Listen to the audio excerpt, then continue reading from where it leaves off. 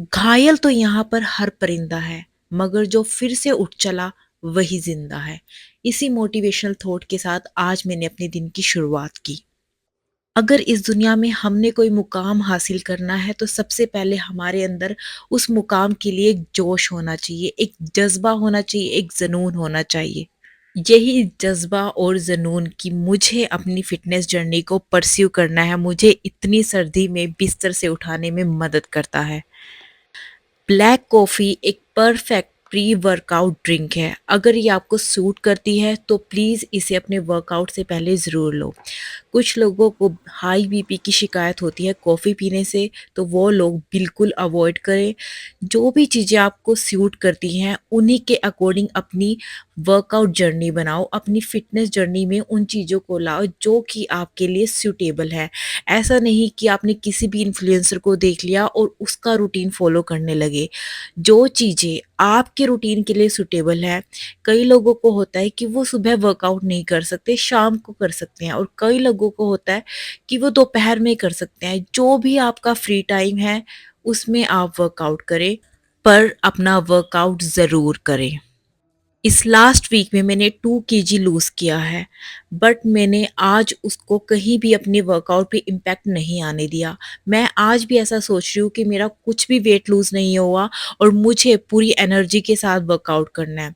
Friends, कई बार ऐसा होता है कि हम लोग सोच लेते हैं कि 2 किलो लूज़ हो गया, 3 केजी लूज़ हो गया, अब तो और भी कर लेंगे। तो कहीं न कहीं हम अपने मन को ढील दे देते हैं, और जैसे ही हमने ढील दी, आप देखना ये मन हमारे साथ खिलवाड़ करने लगेगा।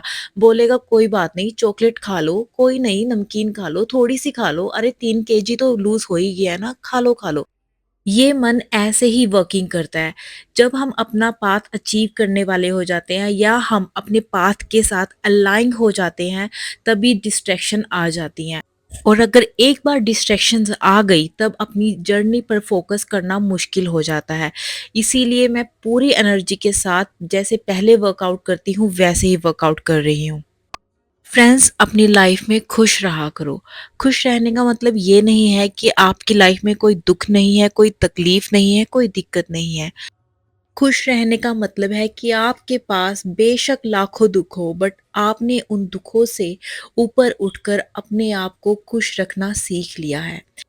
इस दुनिया में प्रॉब्लम किसके पास नहीं है, बट अगर हमने अपनी खुशी को चीज़ों से जोड़ लिया तब हम कभी भी खुश नहीं रह पाएंगे, क्योंकि इस लाइफ की रियल हैप्पीनेस मटेरियलिस्टिक चीज़ों से कनेक्टेड नहीं है।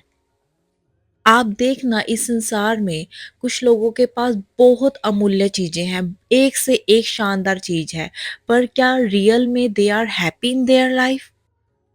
आज की दुनिया में बिल्कुल ऑपोजिट हो रहा है। हम लोग इंसानों को यूज़ करने लगे हैं और चीज़ों से प्यार करने लगे हैं। चीज़ों से हमें खुशी मिलती है और इंसानों से हम लोग जलने लगे हैं। जबकि होना इसका बिल्कुल उल्टा चाहिए।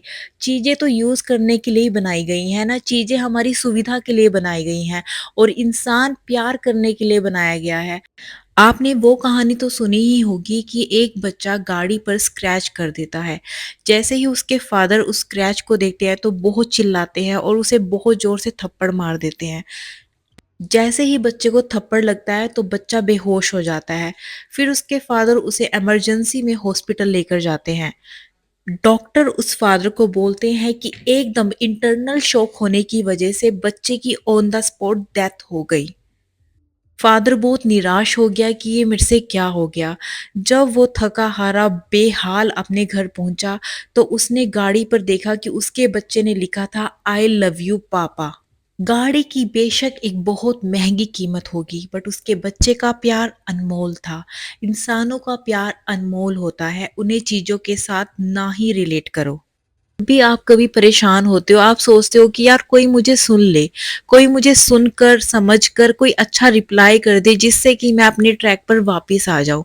बट क्या ये चीज़ों के साथ हो सकता है? आप चीज़ों को जितना मर्जी कुछ बोलते रहो, क्या वो आपको रिप्लाई बैक करेंगी? क्या वो आपको एक सुलझा हुआ आंसर देंगी?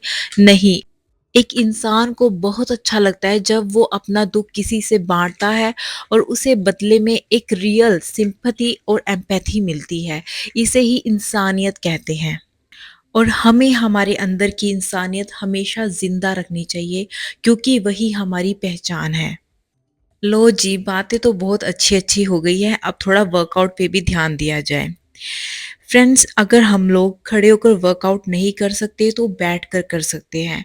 मेरे नी में बहुत पेन होता है, इसलिए मैं ज़्यादा देर तक खड़ी नहीं हो सकती, इसीलिए मैं बैठकर एक्सरसाइज कर लेती हूँ। बैठकर भी आपकी बॉडी पर वही इम्पैक्ट पड़ता है जो खड़े होकर पड़ता है। बस खड़े होने में ये है कि आपकी लेग्स का भी मूवमेंट होता रहता है, जो कि एक एडिशनल बेनिफिट हो जाता है। आज मुझे अपने घर के बहुत काम हैं, इसलिए मैंने वर्कआउट को थोड़ा कम किया है। ये हमें ही अपने रूटीन में सिंक्रनाइज़ेशन करनी होगी कि अगर हमारे पास घर के काम बहुत ज़्यादा हैं, तो हम अपने वर्कआउट को थोड़ा कम कर दें। क्योंकि घर के काम भी एक लेडी के लिए फिज़िकल वर्क के जैसे ही है, उसमें भी आपकी बॉडी की मूवमेंट्स होती रहती हैं।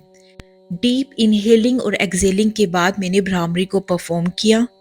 मैं भ्रामरी के बारे में नेट पर थोड़ा सर्च कर रही थी and then I get to know कि बाबा रामदेव ने बहुत ज़्यादा भ्रामरी पर फोकस किया है, बहुत ज़्यादा लोगों को इसे करने के लिए बोला है। ये सिंपल सी एक्सरसाइज है ही इतनी अमेजिंग कि कोई भी योगा गुरु इसे ज़रूर फोर्स करेगा। अब मेरा वर्कआउट ऑलमोस्ट कंप्लीट ही हो गया है।